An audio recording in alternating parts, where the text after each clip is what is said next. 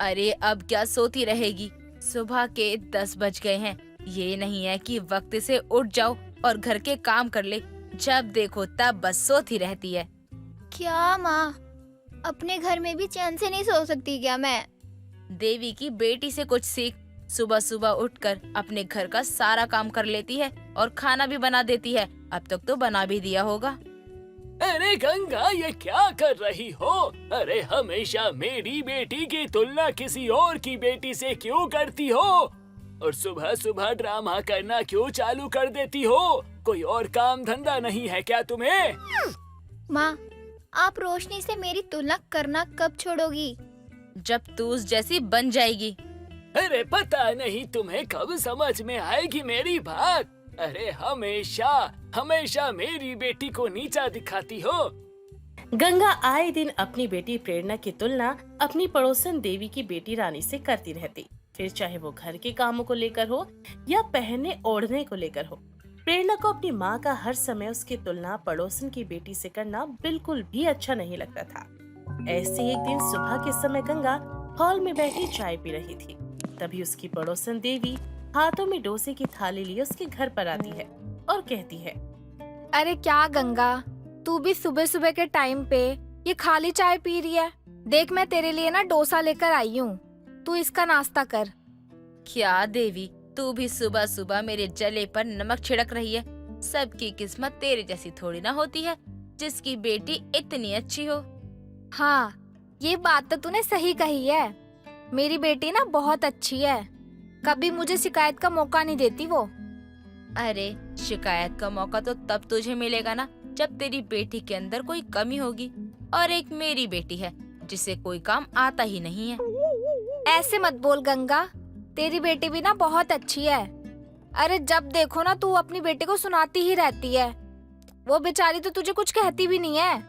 अरे जरा सोच तो, आज के टाइम में ऐसी बेटी मिलती कहाँ है। लोगों को हमेशा दूसरों की चीजें ही अच्छी लगती हैं। वो कुछ भी कर ले, लेकिन तेरी बेटी जितनी गुणवान नहीं हो सकती। अच्छा ठीक है, तुम दोनों माँ बेटी की बातें तुम ही जानो। मैं तो बस तुझे डोसा देने आई थी कि तू खा लेगी तो तेरा मन थोड़ा अच्छा हो जाएगा। बहुत अच्छा किया देवी तूने, इसी बहाने कुछ अच्छा आज खाने को मिल जाएगा।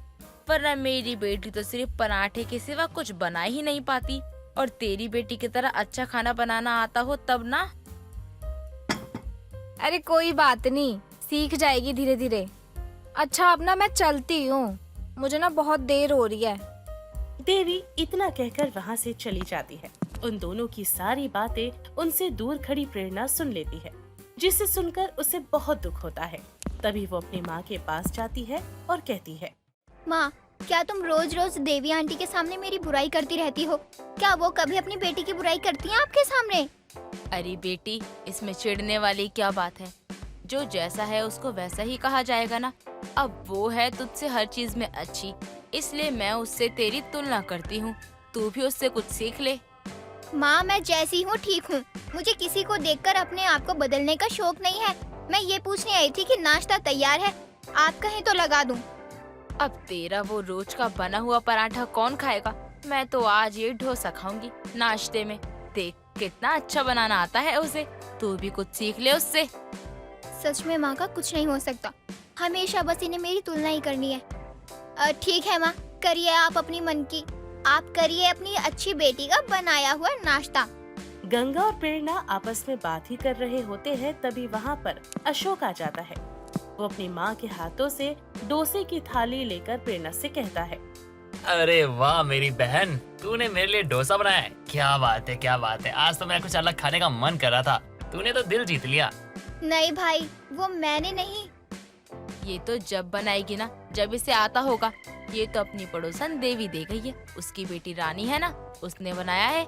आजा तू भी खा ले। तो फिर माँ, इसने क्या बनाया है? आलू के पराठे और रायता। अरे वाह, क्या बात है। पराठे, मुझे पराठे बहुत पसंद है। हा हा हा, इसके हाथों के पराठे खाकर तो दिन बन जाता है। और ये डोसा, इसको तो देखकर ही ना मुझे उल्टी आ रही है। मैं नहीं खाने वाला ये। और माँ, देवी आंटी ने ना आपको दिया था, तो ये घटिया सा डोसा है ना, आप खाओ, मुझे नहीं खाना। अगर मैंने ये खा लिया ना तो 10 लग जाएंगे मुझे। मुझे तो अपनी बहन के हाथों के पराठे खाने हैं। अरे चुटकी, अरे क्या मुंह देख रही है, जल्दी से लगा दे यार। चलो कम से कम मेरा भाई और पापा तो है जिसे मेरे हाथ का खाना पसंद है, नहीं तो मेरी माँ जिसे हमेशा बस दूसरों के ही बच्चे अच्छे लगते हैं। अरे कोई बात नहीं, माँ है यार, बोलती है बोलने दे, क्या हो जाएगा। और वैसे भी तू देखियो, एक दिन माँ ना तेरी तारीफ खुद करेगी। नहीं भाई, ऐसा दिन कभी नहीं आ सकता। खैर आप छोड़िए और ये खाना खाइए। प्रेरणा खुशी खुशी अपने भाई के लिए खाना परोस देती है, जिसे अशोक बहुत मजे से खाता है। थोड़ी देर बाद नाश्ता करके वो ऑफिस के लिए निकल जाता है और प्रेरणा भी अपने घर के कामों में लग जाती है। ऐसे ही कुछ समय बीतता है। तभी एक दिन प्रेरणा बहुत तेजी से सीढ़ियों से उतर रही थी। सामने से आ रही उसकी माँ से वो टकरा जाती है, जिसके बाद गंगा कहती है, अरे ओ तूफान मेल, जरा आराम से चला कर, बेटी वाली तो कोई चाल ही नहीं है तेरी। जा जरा देवी की बेटी से सीख चलना, कितनी अच्छे से चलती है, वो भी धीरे धीरे। माँ क्या परेशानी है आपको मुझसे? अब क्या मैं चलना भी किसी और से सीखूं? मतलब ये भी कोई बात हुई भला? हद होती है। क्या करूं, तेरे अंदर एक भी अच्छे गुण होते तो तेरी तुलना करती मैं किसी से। माँ जब कभी आपको अपनी पड़ोसन की बेटी से तुलना करने से फुर्सत मिलेगी ना, तभी तो आपको मेरे गुण दिखाई देंगे ना। देखे तो तेरे गुण अभी मैंने, मर्दों की तरह ऐसे भाग रही है सीढ़ियों पर, मानो रेस में भाग लेना हो तुझे। बेटी, देवी की बेटी से सीख तो कुछ, चलना कितने धीरे धीरे और प्यार से चलती है। अगर तेरे अंदर उसके एक आध गुण भी आ भी जाते हैं ना, तो मेरा जीवन तो सफल ही हो जाएगा। माँ अगर वो आपको इतनी पसंद है तो आप उसे ही अपनी बेटी बना लो। मन तो मेरा भी बहुत था, लेकिन क्या करूं, मेरी किस्मत में तू जो लिखी थी। अपनी माँ की बात सुनकर प्रेरणा की आंखों में पानी आ जाता है कि उसकी सगी माँ है या फिर उसकी सौतेली माँ है। ये सब देखकर गंगा कहती है, अरे बेटा, मेरे कहने का वो मतलब नहीं था, मैं तो ये सब तेरे भले के लिए कह रही हूँ। कल को तेरी शादी होगी, तुझे सब कुछ आना चाहिए ना, नहीं तो लड़के वाले क्या कहेंगे कि तेरी माँ ने तुझे कुछ सिखा कर ही नहीं भेजा। रहने दो माँ, अब आपके दिल में जो था आपने वही कहा है। अब तो मुझे इन सब की आदत हो गई है। अपनी माँ की बात सुनकर प्रेरणा गुस्से में अपने कमरे में चली जाती है। कुछ समय बाद मार्केट जाने के लिए वो तैयार होकर नीचे आती है। तभी गंगा उसे रोक कर कहती है, ये तूने क्या पहना हुआ है? अरे मार्केट जा रही है शादी में? क्या हुआ माँ? अब आपको मेरे तैयार होने से भी परेशानी है? परेशानी तैयार होने से नहीं, तेरे पहनावे से है। अरे जरा देवी की बेटी से सीख पहनना, कितनी मॉडर्न बनकर अच्छे अच्छे कपड़े पहनती है। अपनी माँ की बात सुनकर प्रेरणा बिना कुछ बोले पैर पटक कर अपने कमरे में वापस चली जाती है। कुछ समय बाद शाम को अशोक ऑफिस से घर आता है और कमरे में जाता है। प्रेरणा को उदास बैठे देखकर अशोक उससे कहता है, अरे अरे, क्या हो गया मेरी बहन को? ऐसा मुंह क्यों उतरा हुआ है? कुछ हुआ है क्या? देखिए भैया, मेरा दिमाग खराब है और मत करिए। अरे वही तो पूछ रहा हूँ, क्या हुआ है, बता तो। क्या बताऊं? जब देखो माँ पड़ोसन की बेटी से मेरी तुलना करती रहती है, ताना मारती रहती है, उनसे कुछ सीखो, उनसे कुछ सीखो तुम। बस इतनी सी बात के लिए तू इतना उदास हो गई है? और अगर वो कुछ कह भी रही हैं, तो उन्हें मैं भी तो कुछ नहीं कह सकता। अब क्या करूँ? हाँ, माँ को जाकर सुना दूँ? तुझे पता है ना माँ कैसी है। अगर मैं माँ को कुछ कहने जाऊंगा ना, तो सीधा चप्पल हाथ में आएगी उनके और मैं पिट जाऊंगा। तो इससे अच्छा है मेरी बहन, तू ना ये सब अवॉइड किया कर, ठीक है? और एक बात बताता तुझे, फूलों का तारों का सबका कहना है, 1000 में मेरी बहना है। और जब मेरी बहना 1000 में है, तो अपना मूड क्यों खराब कर रही है, वो भी उस आंटी के लिए। हाँ, सुन, हम लोग ना किसी दिन ना उनके पीछे ना कुत्ता छोड़ देंगे, लेकिन तू अभी खुश हो जा। सही कह रहे हैं आप। थैंक यू मूड ठीक करने के लिए मेरा। बेटी, क्या हुआ तुझे? क्या बात है, बता मुझे। आज तूने मुझे चाय भी नहीं दी। पापा, आप माँ को समझाते क्यों नहीं है कि मैं उन्हीं की बेटी हूँ? वो मेरी सौतेली माँ नहीं बल्कि मेरी सगी माँ है। अरे बेटी, क्या बताऊं तुझे? अरे मेरी दुख भरी कहानी सुनेगी तो रो देगी। अरे पूरी जिंदगी मेरी बीतने को आ गई, लेकिन तेरी माँ डायन की डायन ही है। अरे बिल्कुल ना बदली। जब देखो तब चे चे चे चे करती रहती है हर बात को लेकर। अरे पूरी जिंदगी मेरी तुलना दूसरों के साथ करती थी। अरे शर्मा जी को देखिए, वर्मा जी को देखिए, शुक्ला जी को देखिए, अरे आपके चाचा के बेटे को देखिए, अरे पड़ोसन के पति को देखिए। हर एक चीज में मुझे ताने दिया करती थी। लेकिन अब मेरी उम्र हो गई है, अब मुझे ताना देने का उसके पास कोई मौका नहीं। तो अब क्या करेगी? अब वो तुझे ताने दे रही है। अरे आप दोनों क्या बातें लेकर बैठ जाते हो? छोड़ो इन बातों को। मैं यहाँ इसको समझाने आया था। और पापा, आप तो आग लगाते रहते हो। आप शांत रहा करो। और बात रही माँ की, माँ को समझ आ जाएगा, समय तो आने दो। काश ऐसा हो। प्रेरणा इतना कहकर किचन में जाकर खाना बनाने लगती है। कुछ समय बाद सभी लोग एक साथ बैठकर डिनर करके अपने अपने कमरों में सोने के लिए चले जाते हैं। अगले दिन सुबह सभी लोग एक साथ बैठे चाय पी रहे थे। तभी उन्हें अचानक से बाहर से किसी के रोने की आवाज आती है, जिसे सुनकर सभी लोग बाहर जाते हैं और देखते हैं कि वो कोई और नहीं बल्कि उनकी पड़ोसन देवी होती है। तभी गंगा उसके पास जाकर कहती है, अरे अरे देवी, क्या हुआ? तू सुबह सुबह ऐसे रो क्यों रही है? कोई बात है तो बताना।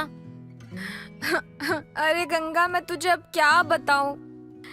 जिस बेटी की मैं इतनी तारीफ करती थी वो ऐसे निकलेगी, ये तो मैंने कभी सोचा ही नहीं था। ये तू क्या बोल रही है? सही से बता, क्या हुआ?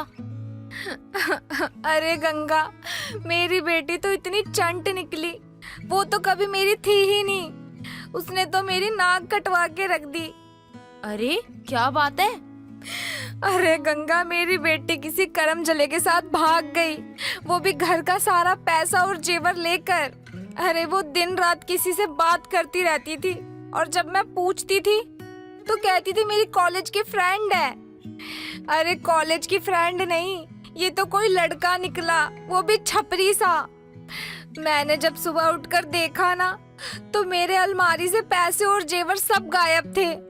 जब मैं भागकर अपनी बेटी को बताने गई तो वो भी गायब थी और वहाँ पर एक लेटर मिला मुझे, जिसमें लिखा था कि माँ, मैं एक लड़के से प्यार करती हूँ और मैं इसके साथ जा रही हूँ छोड़कर ये घर। अरे निकम्मी, तुझे जाना ही था तो चली जाती, मेरे पैसे और जेवर क्यों लेकर चली गई? अरे इसने हमारी नाक तो कटवा ही दी और तो और हमें सड़क पर भी ला दिया। तेरी बात पर तो मुझे विश्वास ही नहीं हो रहा। देखने में तो बिल्कुल भी ऐसी नहीं लगती थी, लेकिन कौन जानता है किसके मन में क्या चल रहा है। चल अब तू रो मत, चुप हो जा। जो होना था सो हो गया। तू ना गंगा सही कह रही है, लेकिन तेरी बेटी मेरी बेटी से बहुत अच्छी है। मेरी बेटी की तरह उसने तुझे चूना तो नहीं लगाया ना? पूरे सोसाइटी में इसने नाक कटा दी है मेरी। देवी की सारी कहानी सुनकर गंगा चुपचाप अपने घर पर आकर हॉल में बैठ जाती है। तभी प्रेरणा कहती है, क्या हुआ माँ? आज आप नहीं कहेंगी कि पड़ोसन की बेटी बहुत अच्छी है, उससे कुछ सीख ले? तुझे भी नहीं आता होगा ऐसा। अगर मैंने उसकी चीजें सीख ली तो आप लोग कहीं मुंह दिखाने लायक नहीं रहेंगे। हाँ माँ, आज कहिए ना आप, कहिए कहिए इसे, ये सीखे आंटी की बेटी से। अरे अरे बेटा, तेरी माँ कुछ नहीं बोलेगी और किस मुंह से बोलेगी? देवी की बेटी को देखो और किसी के साथ भाग गई, तू भी बेटी भाग जा, ये बोलेगी क्या? अरे अब ये कुछ नहीं बोलेगी, इसको सबक मिल चुका है। अब ये अपनी बेटी की अहमियत जान चुकी होगी। क्यों गंगा, अपनी बेटी को बदलना चाहती हो दूसरों की तरह? बोलो बोलो। अरे नहीं नहीं बेटी, तू जैसी है मेरे लिए वैसे ही अच्छी है। तुझे किसी की तरह बनने की ना कोई जरूरत नहीं है। शायद आज आपको समझ में आ गया होगा माँ कि हमें कभी किसी से तुलना नहीं करनी चाहिए। अपनी अपनी जगह सभी लोग परफेक्ट हैं। सबके अंदर कोई ना कोई गुण होता जरूर है। तू सही कह रही है बेटी, मुझे माफ कर दे। मैंने तुझे बहुत सुनाया, बहुत सारे ताने मारे और तेरी तुलना किसी और से करी। उसके लिए बेटी मुझे तू माफ कर दे। तू जैसी भी है मेरे लिए बहुत अच्छी है, मेरी रानी बेटी। गंगा इतना कहकर अपनी बेटी प्रेरणा से अपनी गलती की माफी मांगती है और उसको गले से लगा लेती है, जिसके बाद फिर कभी गंगा ने उसकी तुलना किसी से भी नहीं की। इतना ही नहीं, वो अपनी बेटी की तारीफ करने लगती है।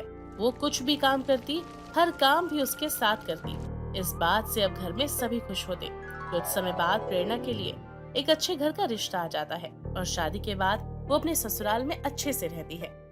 दीपक और अजीत बहुत ही अच्छे दोस्त थे। हमेशा दोनों एक साथ रहा करते। और एक दूसरे का सुख दुख बांटते थे। दीपक बहुत ही अमीर घर का लड़का था, लेकिन पैसों के सिवा उसके पास और कुछ नहीं था। उसके माँ बाप के मरने के बाद उसे उसकी चाची माधुरी ने ही पाला था, लेकिन उसका दोस्त दीपक को कभी भी अपनी चाची के पास नहीं जाने देता है। हमेशा उसे उनके खिलाफ भड़काता रहता। एक दिन दीपक अपने कमरे में आराम कर रहा था, तभी अजीत वहाँ आता है। क्या हुआ दोस्त, अभी तक सो रहे हो? घूमने नहीं चलना क्या? मैं तो तैयार होके आ गया। दोस्त, वो मेरी कल रात में बहुत ज्यादा तबीयत खराब हो गई थी, इसलिए चाची जी ने कहा कि मत जाओ, तो मैं रुक गया। अगर मैं कहीं गया तो मुझे बहुत सुनना पड़ेगा। भाई तू अपनी चाची से इतना डरता क्यों है? वो तुझे हमेशा अपनी उंगलियों पे घुमाती ही रहती है। इस दुनिया में माँ बाप के अलावा अपने बच्चों को कोई प्यार ही नहीं कर सकता। लेकिन वो तो मुझे बहुत प्यार जताती हैं। अगर मुझे कुछ भी हो जाता है तो वो सबसे पहले परेशान हो जाती हैं। भाई तू उनके दिखावे में मत आ। ये सब उनका एक नाटक है और कुछ नहीं। वो क्या है ना, सब कुछ तेरे नाम पे ही है। तू तो उनका एक एटीएम है, और भला तुझे कैसे कुछ होने देंगे। अजीत दीपक को उसकी चाची के खिलाफ भड़काने में लगा होता है, ताकि वो उसके ज्यादा करीब रह सके और उसकी दौलत का फायदा उठा सके। दोनों बात कर रहे होते हैं, तभी दीपक का नौकर उसके लिए खाना लेकर आता है, जिसे देखकर अजीत कहता है, लो भाई, तेरी चाची की असलियत तेरे सामने खुद ही आ गई।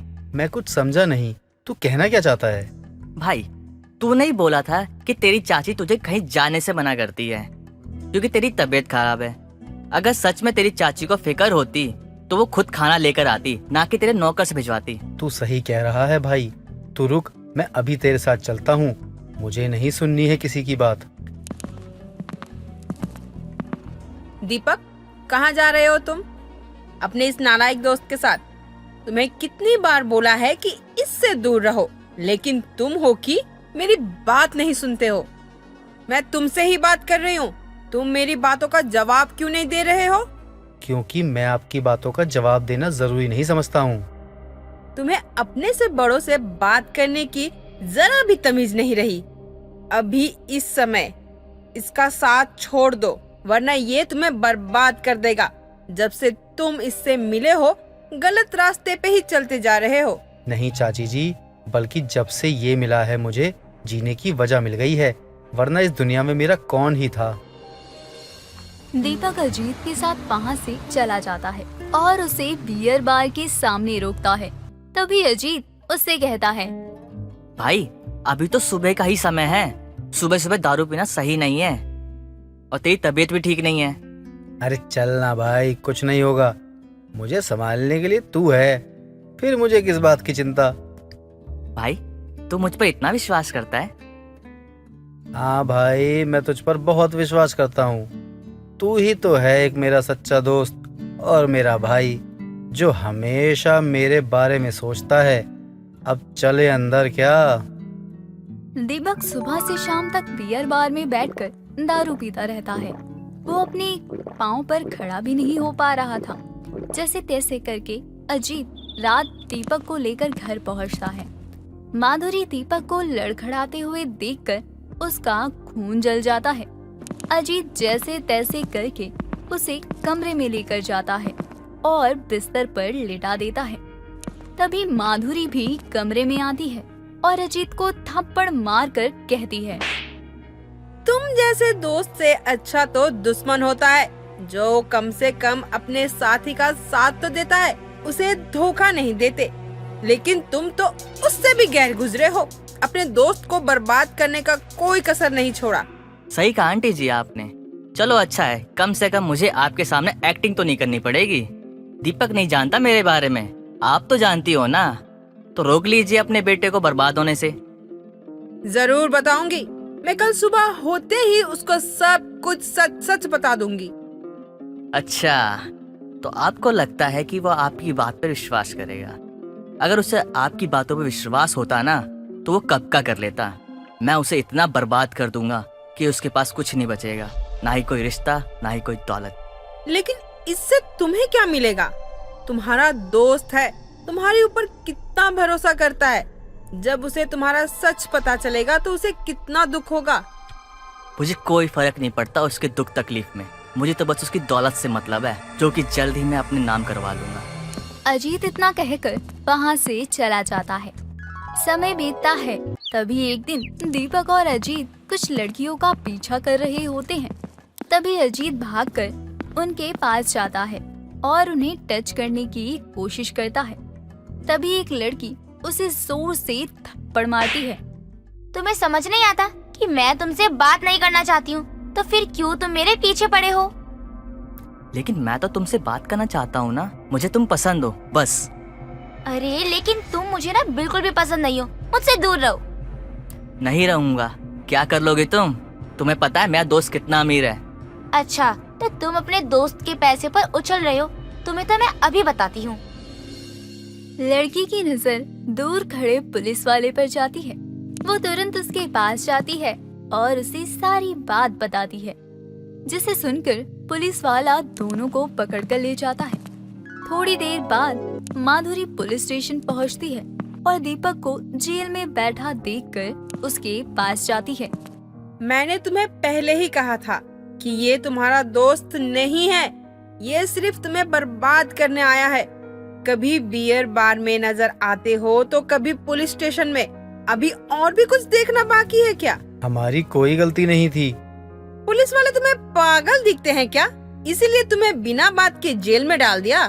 थोड़ी देर बाद माधुरी दोनों को छुड़वाकर घर ले जाती है और दीपक को बहुत समझाती है, लेकिन उसके ऊपर किसी बात का कोई असर नहीं होता और देखते ही देखते उसका 21वां जन्मदिन आ जाता है। दीपक से ज्यादा अजीत उसके जन्मदिन पर खुश था, क्योंकि उस दिन दीपक को उसकी सारी प्रॉपर्टी मिलने वाली थी।